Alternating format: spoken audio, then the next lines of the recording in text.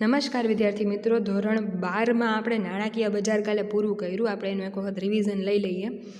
સૌપ્રથમ નાણાકીય બજાર હતું શું? તો પહેલાં આપણે જોયું હતું કે ભારતીય નાણાકીય માળખાને આપણે બે ભાગમાં વિભાજિત કરતા હતા, સંગઠિત માળખું અને અસંગઠિત માળખું. એની અંદર સંગઠિત માળખા આપણે જે જોયું હતું એ 4 ઘટકોનું બનેલું હતું. પહેલું નાણાકીય સંસ્થાઓ, નાણાકીય સાધનો, નાણાકીય સેવાઓ અને નાણાકીય બજાર. એની અંદરથી આપણે નાણાકીય બજારનું જોયું હતું કે આ નાણાકીય બજાર શું છે, તો કે એ મૂડી બજાર અને નાણાં બજારથી બનેલું છે, કે જેમાં મૂડી બજાર જે છે એ એવું સંગઠિત બજાર છે કે જેમાં સમાજની બચતો અને ઔદ્યોગિક સાહસો માટે સ્વરૂપે ભંડોળ પૂરું પાડે છે. અને જે નાણાં બજારની વાત કરી હતી એની અંદર આપણે જે નાની નાની બચતો છે એ ક્યાંથી ઉત્પન્ન થાય છે, બરાબર, નાની નાની અમુક ટૂંકા ગાળા માટે ક્યાંથી નાણાંની જરૂર પડે તો ત્યાં આપણે એ વસ્તુ જોયું હતું. ટૂંકા ગાળાના સાધનો, ટ્રેઝરી બિલ, કોમર્શિયલ પેપર, એના વિશે જોયું હતું. નાણાકીય બજારના ખ્યાલમાં આપણે જોયું હતું કે નાણાકીય બજાર મુખ્યત્વે મૂડી બજાર અને નાણાં બજારનો સમાવેશ એની અંદર થતો હતો. એમાં નાણાકીય બજારે નાણાકીય માળખાનું સૌથી મહત્ત્વનું ઘટક બની જતું હતું, કારણ કે જ્યાં વિશાળ પ્રમાણમાં સોદાઓ થાય. કારણ કે નાણાકીય સાધનો જે છે એ આખા બધા સાધનોની વાત હતી. નાણાકીય સેવાઓ જે પ્રાપ્ત થતી હતી એના વિશે આપણે જોયું હતું. અને પછી જે વસ્તુ હતી કે નાણાકીય સંસ્થાઓ કે જે આ નાણાંનું આખું એક ચક્ર ચલાવે છે. તો આ 4 વસ્તુમાં જે નાણાકીય બજાર જે મહત્ત્વનું ઘટક હતું એની અંદરના બે વિભાજિત ઘટકો આપણે જોયા હતા, મૂડી બજાર, નાણાં બજાર. અને નાણાં બજાર જે આપણે વાત કરીએ એમ ટૂંકા ગાળાના સાધનો દ્વારા બનેલું છે. અને મૂડી બજાર જે છે એની અંદર પણ 2 પ્રકાર જોયા હતા, પ્રાથમિક બજાર અને ગૌણ બજાર. એમાં પ્રાથમિક બજાર એટલે પ્રાઇમરી માર્કેટ, કે જેની અંદર સૌ પ્રથમ જ્યારે કંપની બહાર પાડે ત્યારે શેર બહાર પાડે ત્યારે ત્યાં આ માર્કેટ અસ્તિત્વમાં આવે. અને પછી જે હયાત શેર છે એના ટ્રાન્ઝેક્શન માટે ગૌણ બજારની વાત કે જે શેર બજાર પણ કહી શકાય.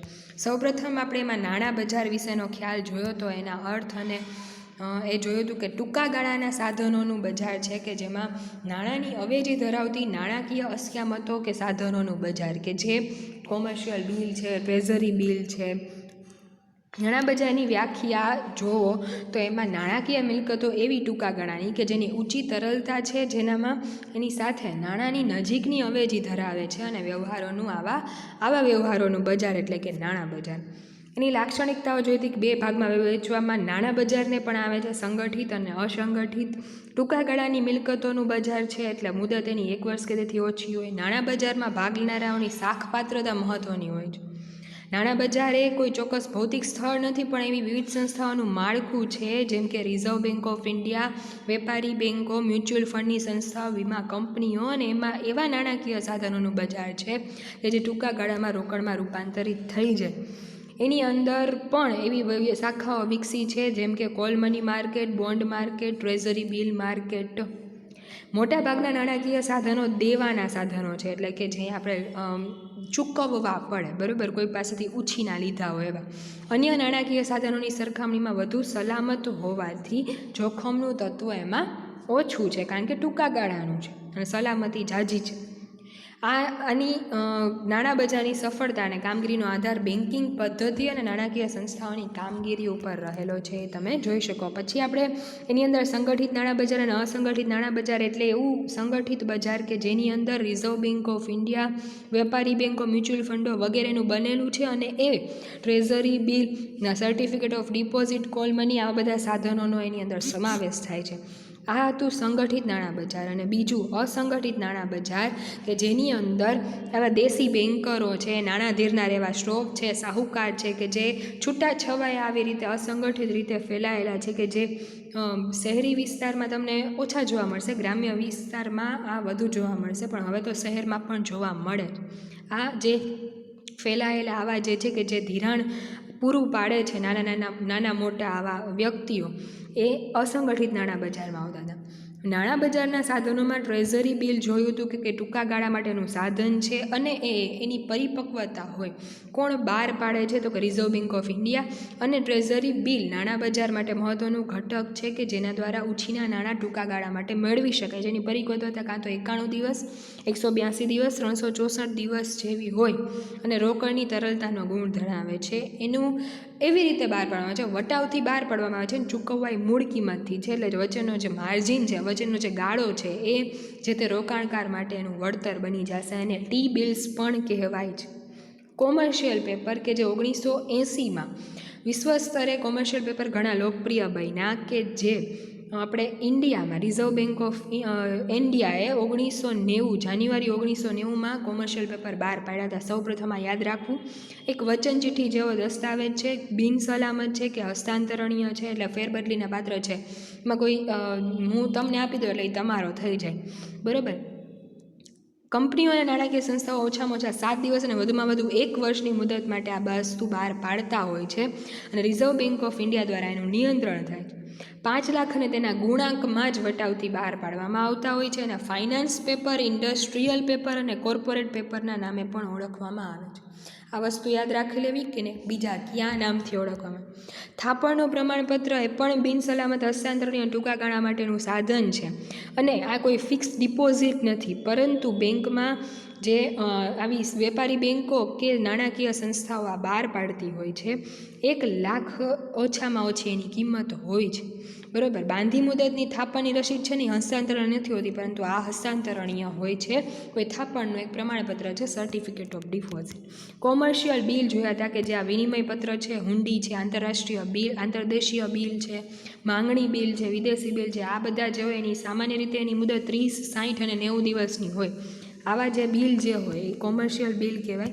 કોલ મની અને નોટિસ મનીનું જોયું હતું કે જ્યારે કોઈ બેંકને 1 દિવસ એને રિઝર્વ રેશિયો એનો કેશ રિઝર્વ રેશિયો રાખવો પડે અને જો એ કેશ રિઝર્વ રેશિયો એનો નથી રહેતો તો એને 1 દિવસ માટે નાણાં ઉછીના બીજી બેંક પાસેથી લેવા પડે. આજે 1 જ દિવસ માટે નાણાં ઉછીના લે અને તરત મળી જાય તો એ કોલ મની કહેવાય. અને જ્યારે નોટિસ આપીને 2 કે 14 દિવસ માટે નાણાં ઉછીના લેવામાં આવે તો એ નોટિસ મની તરીકે ઓળખાય છે. આ હતું આખું નાણાં બજાર વિશે. પછી આપણે જોવાનું હતું મૂડી બજાર વિશે કે જેની અંદર આપણે મૂડી કે જે પ્રાથમિક બજાર અને ગૌણ બજાર કે જે શેરની વાત કરવાની, શેર કે ડિબેન્ચરનો ને એવો વેપાર જેમાં થાય છે, ઔદ્યોગિક જામીનગીરીઓ જે છે, સરકારી જામીનગીરીઓ જે છે, એનું આખું જે તંત્ર છે, એનું જે આખું બનેલું છે કે જે સૌથી વધારે આર્થિક વિકાસમાં મદદરૂપ બનતું પરિબળ છે, એના વિશે એની લાક્ષણિકતામાં લાંબા ગાળાનું છે એ જોયું હતું. એની અંદર કોનો સમાવેશ થાય, લાંબા ગાળાની જામીનગીરીઓનું રોકાણ છે, ભારતમાં મૂડી બજાર ઉપર કોનું નિયંત્રણ છે તો કે સેબીનું. જામીનગીરીઓ હોય શેર ડિબેન્ચર માલિકીની, જેની માલિકીની ફેરબદલી થઈ શકે છે. નાણાકીય મિલકતોને તરલતા આપે છે.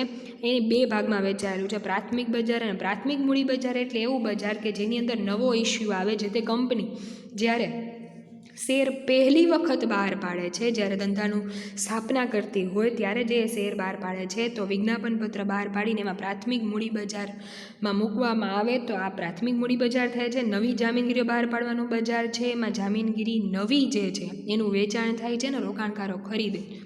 એમાં અનેક મધ્યસ્થીઓ હોય છે. બુક રનિંગ લીડ મેનેજર જે આપણે જોયું હતું કે એ શું કામ કરે, અને ભરણાના રજિસ્ટર શેર દલાલ કે જે આ નવા આઈપીઓની દેખરેખ રાખતા હોય છે, એને માટે એ ચલાવવા માટેના દલાલ તરીકે અસ્તિત્વમાં હોય છે. પછી આપણે જોયું હતું ગૌણ શેર બજાર કે જેની અંદર વ્યાખ્યા આપી હતી કે ગર્ગના જણાવ્યા મુજબ શેર બજાર એટલે ઔદ્યોગિક અને નાણાકીય જામીનગીરીઓ જેવી કે શેર ડિબેન્ચર, સરકારી જામીનગીરીઓ, મ્યુનિસિપલ જામીનગીરીઓ ખરીદવા વેચવા માટેનું કોઈ સ્થળ. અને 1875માં 9 જુલાઈ 1875માં પ્રથમ શેર બજારની સ્થાપના થઈ હતી. The native share and stock brokers association કે જે આજે મુંબઈ શેર બજાર, બોમ્બે સ્ટોક એક્સચેન્જ તરીકે ઓળખાય છે. 1894માં અમદાવાદમાં પણ શરૂ થયું હતું.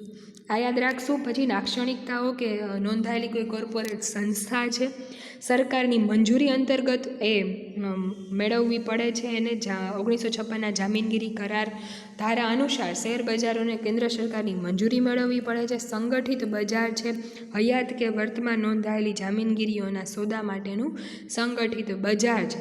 સભ્યપદ એનું શેરબજારમાં પ્રાપ્ત કરવું હોય, શેરબજારમાં નોંધાયેલા શેર દલાલો જ એના સોદા કરતા હોય છે. જામીનગીરીઓનું બજાર છે, જામીનગીરી નોંધણી કરાવવી પડે છે. એનું સંચાલન સંચાલક મંડળ દ્વારા થાય છે. એનું કોઈ સંચાલક મંડળ હશે, કોર્પોરેટ સંસ્થા છે એટલા માટે. સભ્યો પર કડક અંકુશ સંચાલક મંડળ દ્વારા પ્રાપ્ત થયેલો હોય છે. વ્યવસ્થાકીય એક માળખું છે, કારણ કે જાહેર કંપનીનું એક સ્વરૂપ છે એટલા માટે એનું એક કોઈ વ્યવસ્થાકીય માળખું હશે. શેર બજારનું નિયમન સેબી દ્વારા કરવામાં આવે છે. અને જામીનગીરી કરાર સિક્યુરિટીઝ કોન્ટ્રાક્ટ અથવા તો રેગ્યુલેશન એક્ટ દ્વારા એનું નિયમન થતું હોય છે. એના કાર્યો તો કે તરલતા, એટલે કે શેર બજાર સતત ખરીદ વેચાણની પ્રક્રિયા ચાલુ હોય. જામીનગીરીઓનું મૂલ્યાંકન કરશે એ કે ડિવિડન્ડ કેટલું આવ્યું એના ઉપરથી શેર બજારના શેરના ભાવ નક્કી કરશે. બચતોનું મૂડીમાં રૂપાંતર કે જાહેર જનતા પાસે જે બચતો છે એ આમાં સરળતાથી ખરીદી શકે અને વેચી શકે એટલા માટે જે ઉદ્યોગો તરફ આનો પ્રવાહ જાય, મૂડી સર્જન કે ઉદ્યોગો અથવા તો શેર બજાર પોતે કોઈ મૂડીનું સર્જન નથી કરતી, પરંતુ જામીનગીરીઓનું ખરીદ વેચાણ માટેનું કોઈ એક મંચ પૂરું પાડે છે, એટલે એક મધ્યસ્થી તરીકેની ભૂમિકા ભજાવે છે. સોદામાં સલામતી, કારણ કે એના ઉપર નિયંત્રણ છે, બરાબર, સેબીનું અને ધારાનું, એટલા માટે મૂડી બજારનો વિકાસ થશે કે ઉદ્યોગો તરફ આ પ્રવાહ વળશે કે ઉદ્યોગોની જામીનગીરીઓ ખરીદશે જાહેર જનતા, પછી એનાથી અંતે આર્થિક વિકાસ શક્ય દેશનો બનશે. પ્રવૃત્તિઓ કરવા માટેની સગવડ પૂરી પાડે છે. સટ્ટા માટે જરૂરી સવલત પૂરી પાડે છે. માહિતી પૂરી પાડે છે, જે પ્રકારની માહિતીની જરૂર હોય. જામીનગીરીની નોંધણી થશે શેર બજારમાં અને રોકાણકારોને માર્ગદર્શન પણ પૂરું પાડવામાં આવે છે, ક્યાંથી રોકાણ પાછું ખેંચવા જેવું છે, ક્યાં રોકાણ કરવા જેવું.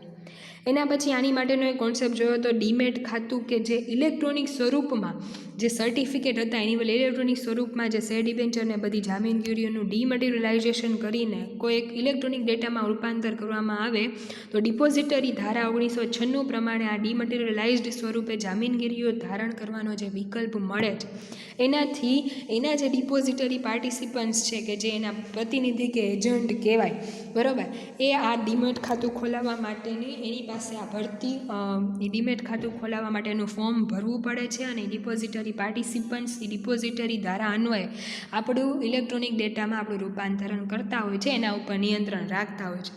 ડિપોઝિટરી જે છે એ ભારતમાં કંપની ધારા અન્વયે નોંધાયેલી કંપની ડિપોઝિટરી તરીકે કામ કરી શકે છે. અને ડિપોઝિટરીનો કાયદો જે 1996માં ઓગસ્ટ 1996થી અમલમાં આવ્યો છે, એની કામગીરી શરૂ કરતાં પહેલાં સેબી પાસેથી નોંધણીનું પ્રમાણપત્ર મેળવવું પડે છે. અને એની અંદર આનું બધું નિયંત્રણ કાયદા અને સેબી દ્વારા કરવામાં આવતું હોય છે. 2 ડિપોઝિટરી અસ્તિત્વમાં છે, નેશનલ સિક્યુરિટી ડિપોઝિટરી લિમિટેડ અને સેન્ટ્રલ ડિપોઝિટરી સર્વિસીસ લિમિટેડ. આ 2 ના પ્રતિનિધિ કે જે ડિપોઝિટરી પાર્ટિસિપન્ટ્સ જે છે, બરાબર, એ લોકો મધ્યસ્થીઓની સેવા પૂરી પાડી અને એક પ્રતિનિધિ કે એજન્ટ તરીકે રોકાણકારને બધી સેવાઓ પૂરી પાડતા હોય છે. નેશનલ સિક્યુરિટી ડિપોઝિટરી લિમિટેડ વિશે જોયું હતું અને સેન્ટ્રલ ડિપોઝિટરી સર્વિસીસ લિમિટેડ વિશે પણ આપણે જોયું હતું કે કઈ રીતે એ બે કામ કરે છે. પછી ડિપોઝિટરી સેવાઓ કઈ કઈ પૂરી પાડવામાં આવે છે, તો કે ડીમટીરિયલાઇઝેશન કરી દે, એટલે કે ઇલેક્ટ્રોનિક ડેટામાં રૂપાંતર કરી દે, અથવા જરૂર પડે તો એને રીમટીરિયલાઇઝેશન પણ કરી દે છે. ઓછા ખર્ચે જામીનગીરીઓની ફેરબદલી થશે, કારણ કે પેપર અહીંયા અસ્તિત્વમાં નથી, એટલે કોઈ ડિલિવરી કરવાના કે એવા કોઈ પણ ખર્ચા નહીં આવે. સોદાની ઝડપી પટાવટ થઈ જશે, ગ્રાહકના ખાતામાં નોંધ પણ થઈ જશે. ગીરો મૂકવાની સગવડ, ક્યારેક આ શેર ઉપર કોઈને લોન કે જામીનગીરી લેવી હોય તો એ પણ પૂરું પાડે છે. ખાતું સ્થગિત કે બંધ કરવાની સગવડ પણ અમુક સમય માટે પૂરી પાડવામાં આવતી હોય છે. માહિતીની નોંધ અને સંગ્રહ ઇલેક્ટ્રોનિક સ્વરૂપે થશે ડીમેટ ખાતામાં. પતાવટ અને રોકાણકાર એ બે વચ્ચેનું એક કડી સ્વરૂપે ડીમેટ મીન્સ કે આ ડિપોઝિટરી સંસ્થાઓ છે કામ કરતી હોય છે. અને બધી માહિતી, બધી સેવાઓ ઇન્ટરનેટ દ્વારા પૂરી પાડવામાં આવતી હોય છે. જામીનગીરીની ખરીદ વેચાણની પ્રક્રિયા આખી જોઈ હતી. પેલું ડીમેટ ખાતું ખોલાવવાનું, પછી ખરીદ વેચાણનો ઓર્ડર મૂકવામાં આવે, એમાં પણ બે પ્રકાર હતા, વરિયાળી ઓર્ડર અને બજાર ઓર્ડર. ઓર્ડરનો અમલ દલાલ દ્વારા કરવામાં આવે, પછી કરાર નોંધ કરે અને સોદાની પતાવટ થાય. એટલે જે પ્રકારનું સ્ટોક એક્સચેન્જ એવા ક્લિયરિંગ હાઉસ દ્વારા સોદાની પતાવટ થશે અને એની રકમની ચૂકવણી અને જામીનગીરીની સોંપણી શેર દલાલ દ્વારા કરવામાં આવે. અને આજે પે ઇન ને પે આઉટના દિવસનો કોન્સેપ્ટ આપણે જોયો હતો. અને પછી સોદાની પતાવટની ગ્રાહકને જાણ કરવામાં આવે. આખી એક જામીનગીરીઓના ખરીદ વેચાણની પ્રક્રિયા જોઈ હતી. પછી આ બધા ઉપર નિયંત્રણ રાખતી સંસ્થા એટલે કે સેબી, એના વિશે જોયું હતું કે સૌપ્રથમ એનો મુખ્ય હેતુ કે રોકાણ કરનારાઓને હિતનું રક્ષણ કરવું, બજારના વિકાસને પ્રોત્સાહન આપવું અને એ જામીનગીરીઓના બજારનું નિયમન કરવું. આટલી વસ્તુ સેબીની મુખ્ય હેતુ છે. એના કાર્યો જોયા હતા કે શેર બજારમાં થતા ધંધાનું નિયમન, રોકાણકારોનું હિતનું રક્ષણ થાય, મધ્યસ્થીઓ જે છે શેર દલાલો છે એ કેવા પ્રકારના, એના ઉપરનું નોંધણી અને નિયમનનું કાર્ય જો જરૂર પડે તો એને રદ બાતલ કરવાનું પણ આપણે જોયું હતું. દલાલોની નોંધણી રદ કરવાની, મ્યુચ્યુઅલ ફંડની નોંધણી અને એના ઉપરનું નિયમન, કપટયુક્ત વેપાર બંધ થાય એ રીતે જોવે છે. પછી ટેક ઓવર થાય કોઈ કંપનીનું ત્યારે એના રોકાણકારને અથવા કંપનીઓને કોઈપણ પ્રકારનું નુકસાન ન ભોગવવું પડે એવી માર્ગદર્શિકાઓ બહાર પાડે છે. જાહેર ભરણાના સંદર્ભમાં કે જે નવી મૂડી માટેનું પ્રથમ વખતનું અને મૂડી જે ઓલરેડી હયાત કંપની જે છે કે વર્તમાન કંપની જે મૂડી ભરણા બહાર પાડતી હોય એના માટેની બજારમાં આવતી જે પરિસ્થિતિઓ છે એના માટેનું અલગ અલગ માર્ગદર્શિકાઓ બહાર પાડતી હોય. સ્વનિયમન કઈ રીતે જાળવવું એના માટે પ્રોત્સાહન કરવામાં આવે છે.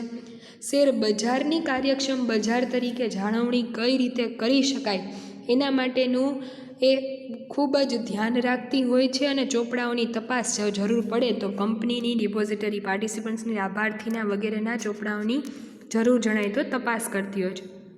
શેરબજારનું નિરીક્ષણ અને તપાસ જરૂર પડે ત્યારે કરવાનું છે. માર્ગદર્શિકાઓ કે જે સમયે જેવા પ્રકારની કંપનીને, ડિબેન્ચર ટ્રસ્ટીઓને, પેટા દલાલને કે કોઈ પણ વ્યક્તિ આવા જે કંપની સાથે જોડાયેલા પક્ષો છે એને જામીનગીરીઓ પરત લેવી કે પછી એવી કોઈ પણ પ્રકારની વખત જ્યારે પણ જરૂર પડે ત્યારે માર્ગદર્શિકાઓ બહાર પાડવામાં આવતી હોય છે.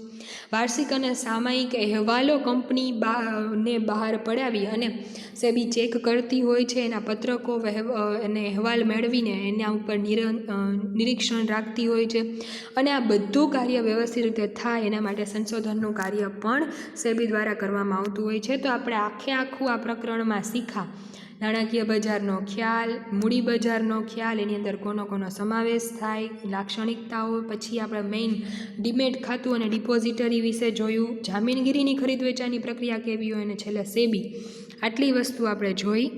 આજે આપણે અહીંયા સુધી રાખીએ. હવે નેક્સ્ટ પાઠ આપણે અગાઉ શરૂ કરશું. Thank you.